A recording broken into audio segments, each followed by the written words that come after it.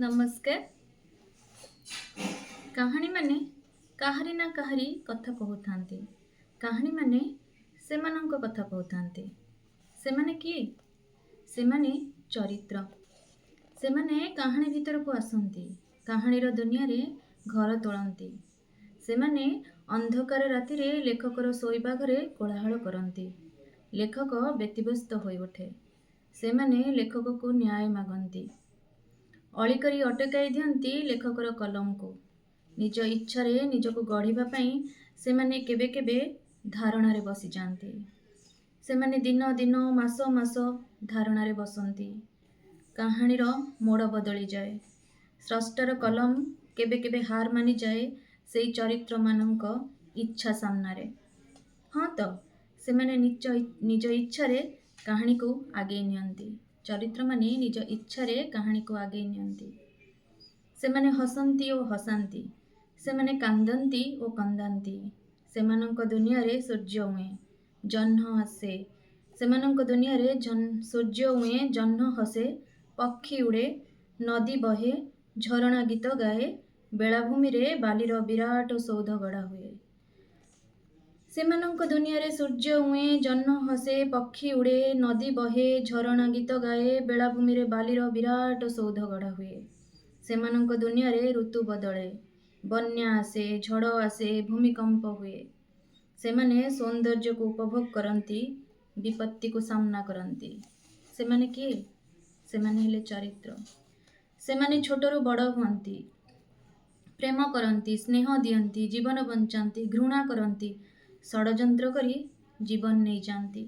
ସେମାନେ ପ୍ରେମମୟ, ସେମାନେ ରହସ୍ୟମୟ। ସେମାନେ ସରଳ, ସେମାନେ ବି ଭୟଙ୍କର।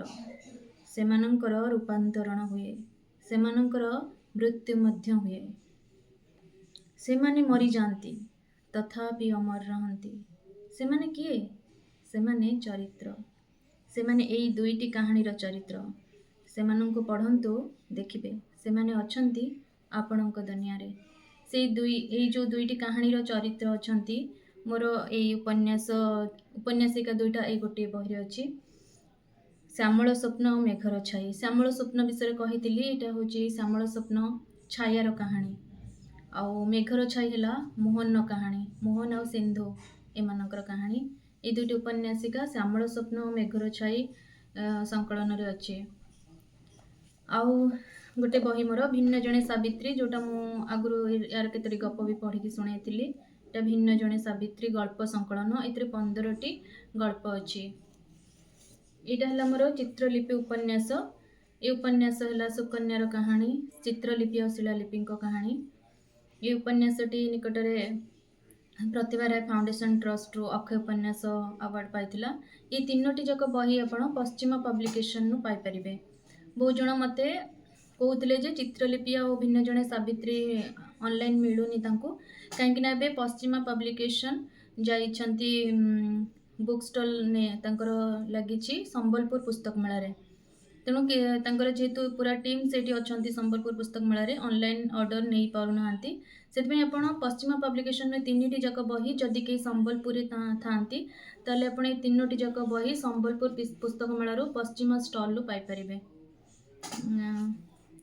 ଆଉ ପାଇଲେ ଆପଣ ବହି ସେଇଠୁ ମୋତେ ଜଣାଇ ପାରିବେ ଯେ ଆପଣ ଚିତ୍ରଲିପି କିମ୍ବା ଶ୍ୟାମଳ ସ୍ୱପ୍ନ କି ଭିନ୍ନ ଜଣେ ସାବିତ୍ରୀ ଯେକୌଣସି ବହି ଆପଣ ପାଇଲା ପରେ ମୋତେ ଜଣାଇବେ।